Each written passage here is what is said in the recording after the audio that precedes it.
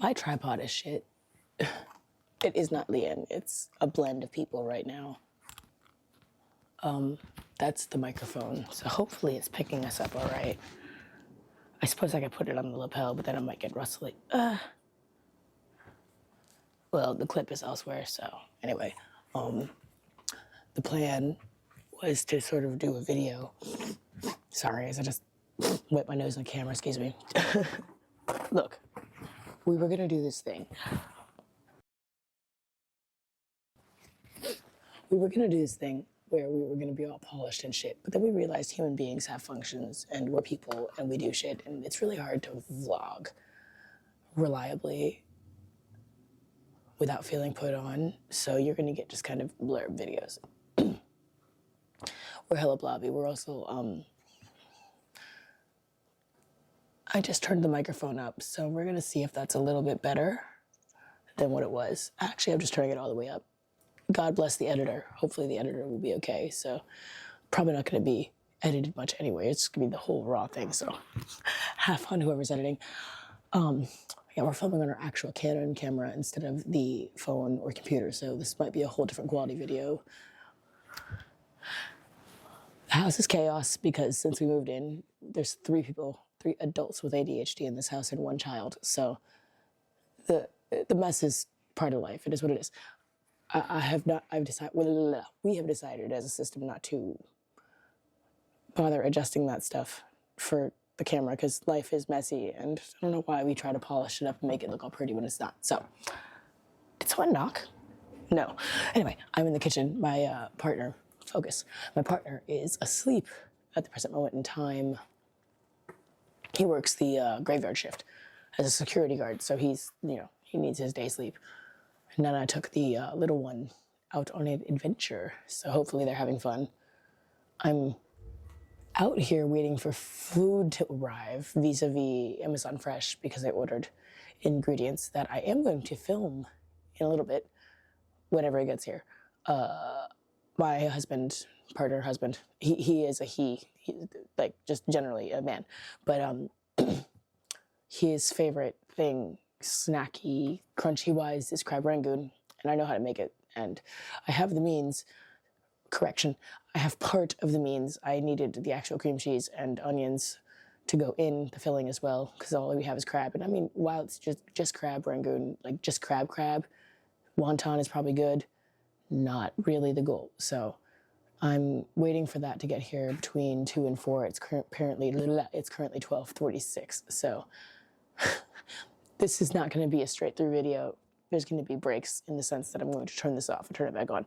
But once the ingredients get here, I'm going to film how I make it because my husband loves it, and I figure why not share a recipe or 2? It's fun. It's life. Again, this is about life as with DID, not just having the disorder, so, or not just the disorder itself. So what else were we going to say? I did want to give you a tour of our crafting parts of the house, but there's no 100% guarantee that that's going to pan out. Again, husband's asleep and I craft in there, so we'll probably do that when he wakes up. I think that's pretty much it right now. I will get back to you once things arrive for food cookery. And yeah, again, no idea who we are. We're blended as fuck right now, so take that for what you will, and we will be back. Bye.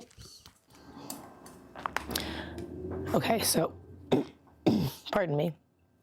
I understand that we've said on the channel that we're not going to edit anything. I might edit out starting this video because that was awful, and I can't imagine that that actually looked remotely helpful. Oh, okay. So the reason I started the video, since the rice is done, I figured that we could show you how we make little rice balls, because I want to make rice balls for my daughter because she likes sugar rice and she's not home right now. But if I sit here and have all this rice and don't make her something for it and she doesn't have any when she gets home, she's going to be really upset. So I'm going to make some of that and you get to be part of this. So I guess this is the backdrop because I've never done this before, okay? What we're doing, we're going to grab us, actually, wait, okay, again, no. I'm doing the best I can, guys, okay? You've got the lavaliers. Hopefully you can hear me. These are drinks she likes from the Asian place. That's milk bread and that's sugar. Anyway, what I'm gonna do, I use these. So, ricey scoopy thingy, fluff the hell out of the rice because that's what we gotta do first. I'm hoping you can see this. I'm a terrible vlogger and I've never actually done this before, so you're watching me fluff rice live. Also, full disclosure, this might not be the correct rice to use because we ran out of jasmine rice. This is basmati, so this might not make the best, but I'm trying. I say those are probably about 1.5 scoops each, so we're gonna do 1, 2, and then 1/2, so they're not insane. That might still be a lot, but you never know. Anyway, so what I'm gonna do now is find a whole ass spoon because I don't have one on me. Don't mind me. Spoon drawer. Oops. I'm new to this vlogging thing. I don't really know how this camera works. It's Lián, by the way. I don't know if that was made clear. It is now Lián and only Lián. Oh, the lighting. Come on, you can do it. There we go. Okay. This might be a nightmare vlog for anybody watching, so I'm really sorry. But, you know, I don't have the right tripod. I'm doing the best I can. Hopefully the microphone's actually picking me up. With that 2 and 1/2 scoops of rice, we're doing 1, 2, and technically 1/2 tablespoon. I call it a tablespoon. It's technically just a spoon of sugar.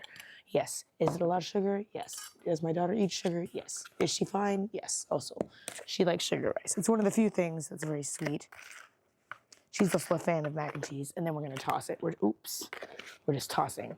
You might be able to hear that because the mic is right next to the bowl, but you see how hot that is? Do you see that steam? Anyway, but we're stirring rice now. We're stirring it, and what ends up happening when you stir sugar into the rice, because she got this from her papa, because Dad likes sugar rice a lot, but when he was a kid, now he eats normal rice. But what happens is, I don't know if you can see it.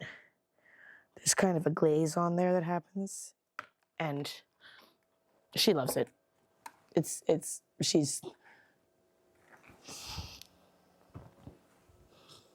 not focusing, which is what I'm doing. So anyway, she loves it. It is what it is. It's good. She adores it. So then what we do, I'll show you in a minute.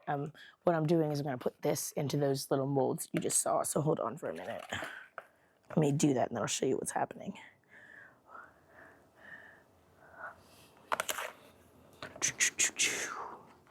We're scooping rice right now. And I know the plan was going to be to do a system update too. The system update's weird because let me tell you what, right now we've had some weird stuff going on when it comes to the whole system. Here, I'll show you what I'm doing right now real quick. Okay. What I have done, oops. All right, what I have done is I've loosely filled the rice. Hang on. There we go. I've loosely filled the thing with the sugar rice, and then what I'm going to do is take the little press for the ball, and what we do is we smoosh, and we smoosh. We give it a good smoosh, a squish, a smoosh, or whatever you want to call it. And then, because it's so steamy, it's actually releasing a little bit of liquid, which is fine. It's part of the process here. It's all squished together. So once it's squished, I'm learning how to camera, guys. Bear with me. Okay, see, I pressed it with this. So here, I'll show you again. We did a press like this, pull it, and then we jiggle, jiggle, jiggle, and it's a perfect little heart. So now my 5, almost 6-year-old gets a perfect little heart of sugar rice. So when she gets home, she'll have a little thing of rice for her to nom on, and all will be well. And then what I do, I can't really show you both because I don't have 3 hands, otherwise I'd be able to show you, but I'll start the process and then I'll show you what I'm doing, and you might be able to comprehend it here because the process is hard and I am probably failing it right now. So what I did was I bundled up that rice heart shape. I bundled up the rice heart shape into a little thing. Right now, it absolutely does not really look like a heart. What's gonna happen is then, what I'm gonna do is I'm gonna rinse this out.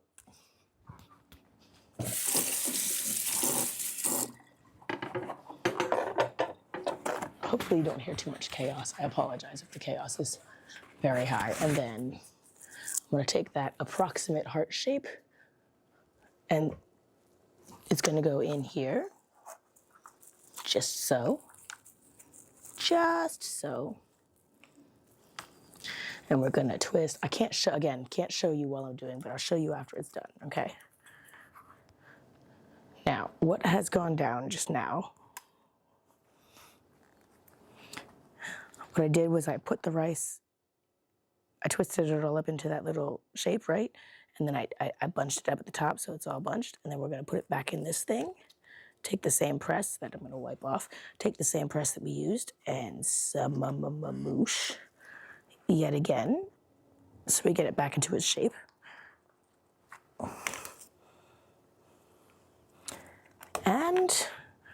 And now I'm going to let it sit like that. What I'll probably do is I'm gonna set it on a little paper plate, which I'll show you here.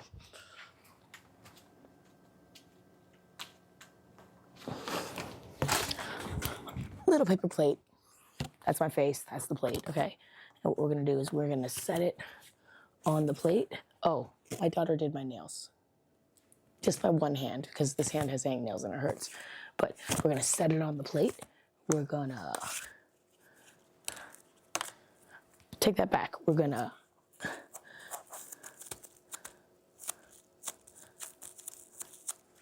put the mold on the plate, stuff it back into the mold, give it another smoosh, smoosh, scoosh, scoosh, because that's just fun to say at this point, and I'm having too much fun with this, and we're gonna boop, boop, boop, boop. And then that's in the shape of the thing, which means now I'm gonna let it just cool to this temperature.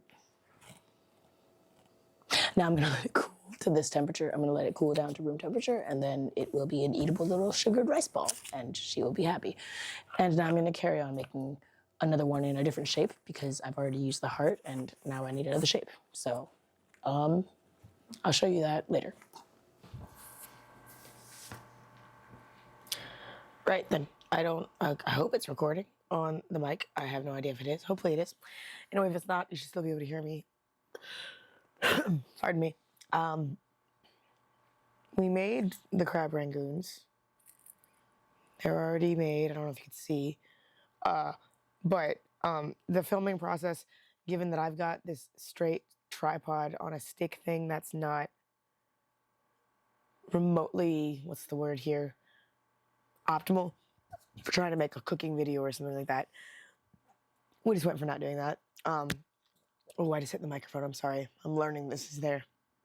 It's a new mic. Oh, I mentioned on Twitter that this was the new microphone lavalier. Well, now we have it, and so now you get to see it. So now you get to see what the new mic looks like. Yay, hooray, huzzah. Since we're done cooking and the family is out there watching a movie right now, I figured now would be a good time. It's Lián, by the way. I figured now would be a good time to sort of fill y'all in on the life situation, which has been kind of wild since the last time we filmed. I think it was like 2 weeks ago because we missed last week. Last week we were trying to get our shit together. Did not get it together, obviously, because we didn't film. But this week we aren't really together, but we've, again, resolved not to be so polished with our stuff. So since it's more of a vlog, we're going to do it this way. Excuse me. Hang on. I just want to...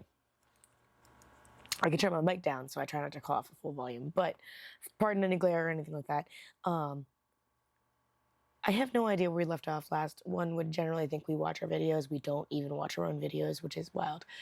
But I haven't watched it since we uploaded it, so I'm not really sure what we said last or where we left off last. But Cass, who was the recent fusion, well, we seem to have discovered recently that he was not quite as positive of an influence on the system as we wanted him, or as we hoped, as we thought he might be. He was rather manipulative, aggressive, shitty. Again, if you follow our Twitter, you've watched this rundown. But if you haven't, then essentially we found out that we, due to our trauma and our inability to understand, how people are supposed to treat each other, that we thought Cass's protectiveness was good, and it was in fact controlling. So